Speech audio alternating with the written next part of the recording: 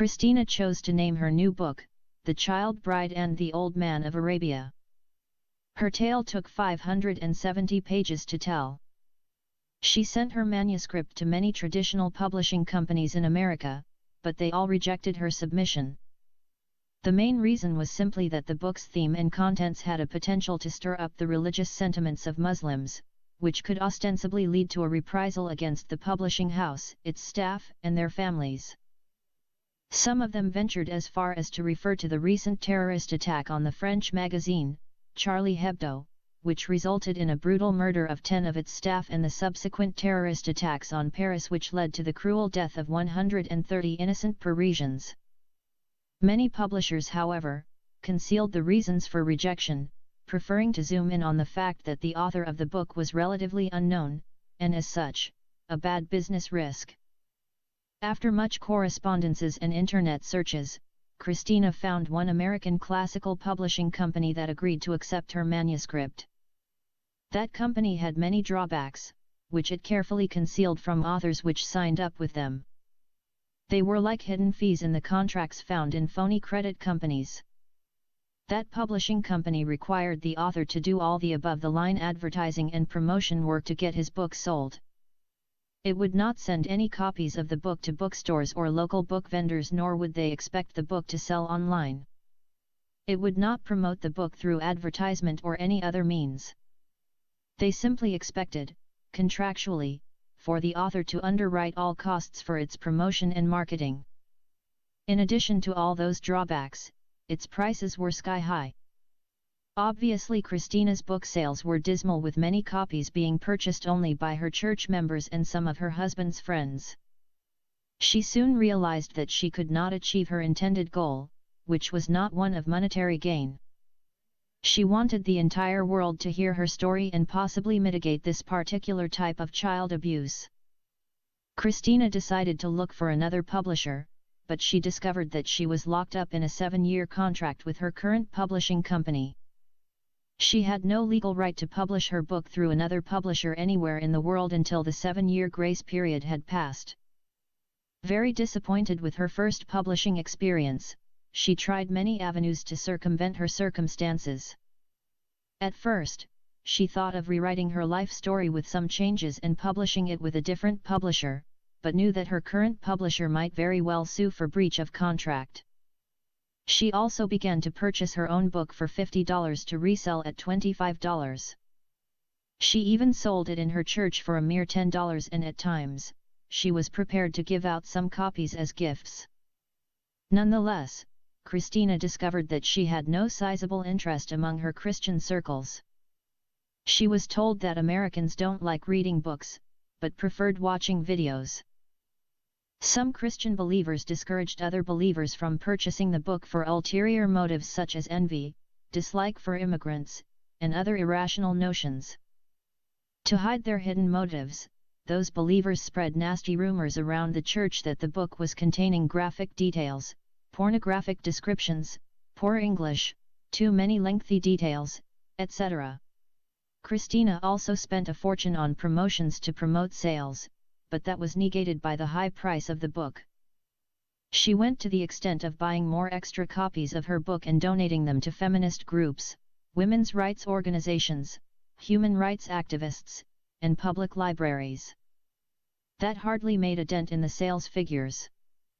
A year later, Christina concluded that the story of The Child Bride and the Old Man of Arabia had only reached the minds of a few people in America, and no one seemed to care about abuse in third world country on another continent. As long as that kind of abuse was contained outside their borders, it was deemed uncomfortable but acceptable.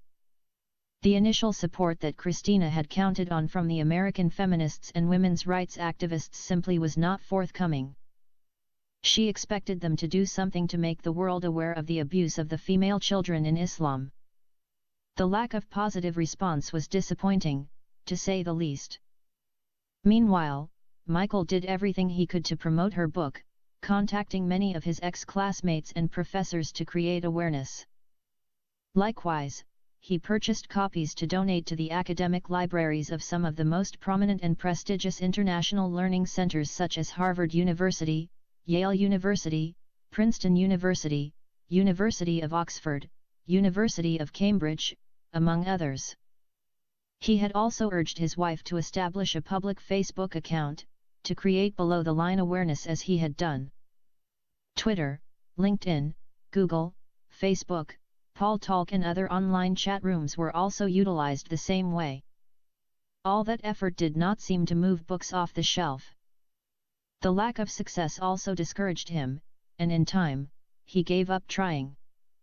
Michael and Christina were absolutely clear about some of the reasons why an epic life narration did not become a mainstream success and a bestseller.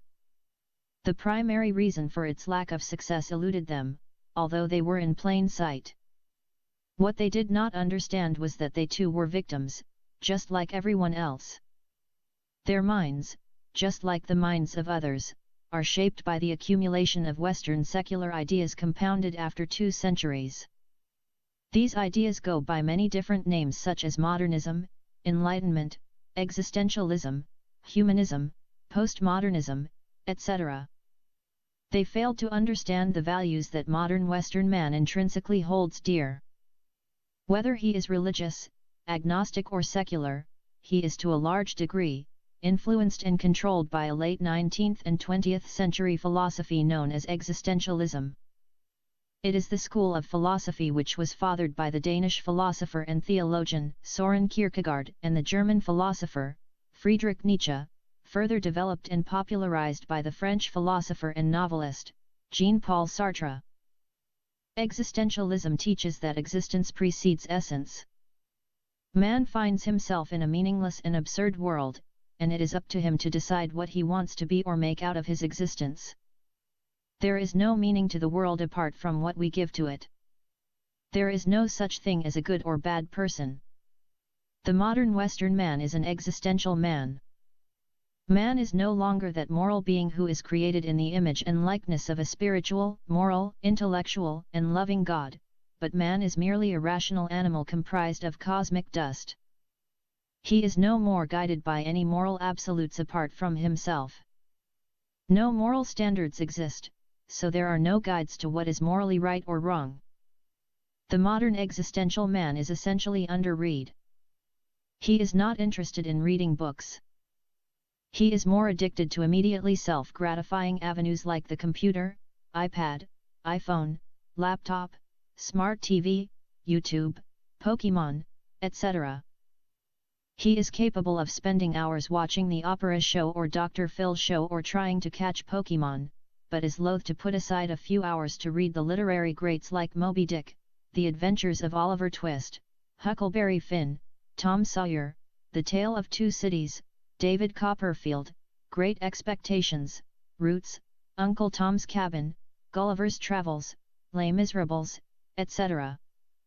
He reads his school textbooks only because they are prescribed to him as medication. He reads them because the ability to recall its contents are critical to him passing his exams, but the call to go beyond what is absolutely necessary or out of his syllabus is not heeded, nor heard.